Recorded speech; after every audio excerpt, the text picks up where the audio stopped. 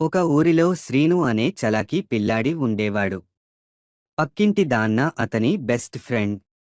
ఇద్దరూ రోజూ ఏదో ఒక పిచ్చి పనితో ఊరంతా హడావిడి చేస్తుండేవాళ్ళు. ఒకరోజు శ్రీనుకి ఓ పిచ్చి ఐడియా వచ్చింది.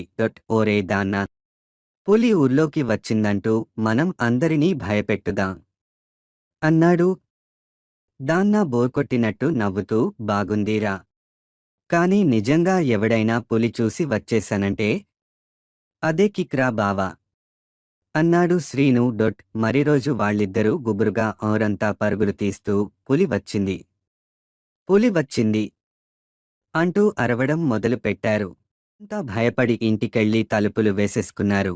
తర్వాత ఇద్దరూ ఓ చెట్టు కింద కూర్చొని గట్టిగా నవ్వుకుంటున్నారు. అలా వాళ్ళు రోజూ ఇదే డ్రామా చేస్తూ చివరికి ఊర్లో ఎవ్వరూ నమ్మకపోయేలా చేసేశారు.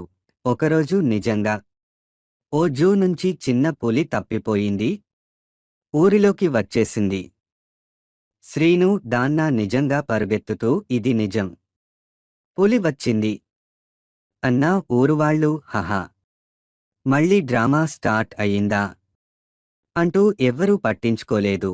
పులి చిన్నదైనా దాని గర్జనకు శ్రీను, దాన్నా చెట్టు మీదకి ఎక్కేశారు.